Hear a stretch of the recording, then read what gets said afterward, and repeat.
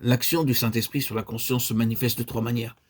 Par le moyen de la conscience, l'Esprit fait d'abord briller dans le cœur la lumière de la loi divine. Les rideaux d'une chambre peuvent être baissés, les contrevents fermés, tout cela n'empêche pas la vive lueur de l'éclair d'interrompre parfois l'obscurité. La conscience aussi peut bien être parfois tellement souillée du péché que l'homme fort qui demeure là reste longtemps en parfaite paix et sécurité.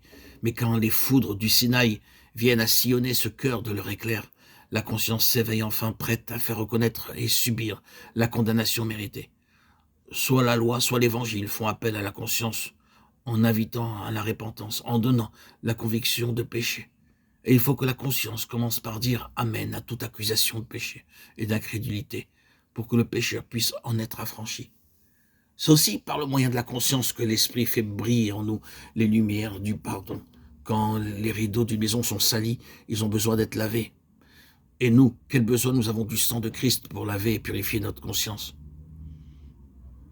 Le précieux sang de Christ a été versé pour atteindre la conscience, pour la nettoyer, pour réduire au silence ses accusations et l'amener à témoigner que toute souillure est ôtée, que l'amour du Père rayonne dans l'âme en Jésus-Christ. Une conscience purifiée des œuvres mortes, un cœur purifié d'une mauvaise conscience doivent être le privilège de tout croyant. Hébreux 9, 14, 10, 2, 22. Et il en est ainsi dès que la conscience apprend à dire Amen à ce que Dieu nous dit de la vertu du sang de Christ.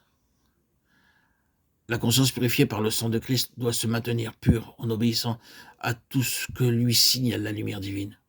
Ici encore, il faut que la conscience prononce son Amen quant à la promesse de l'habitation en nous de l'Esprit, qui nous fait marcher selon la volonté de Dieu, et qu'elle témoigne de sa foi en cette promesse.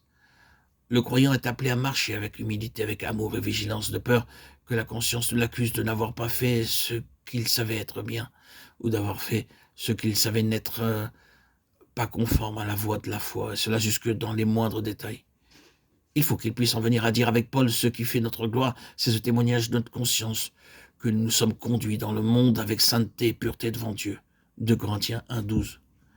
Comparez Actes 23, 1, 24, 16, 2 Timothée 1, 3. Et remarquons bien ces mots. Ce qui fait notre gloire, c'est le témoignage de notre conscience. Ce n'est qu'autant que nous maintenons la fenêtre propre en demeurant dans la lumière que nous pouvons avoir communion avec le Père et le Fils. C'est alors seulement que l'amour de Dieu peut entrer librement en nous et que notre amour aussi peut s'élever en haut avec la confiance de l'enfant. Bien-aimé, si notre cœur ne nous condamne pas, nous avons l'assurance devant Dieu parce que nous gardons ses commandements et que nous faisons ce qui lui est agréable. 1 Jean 3, 21, 22.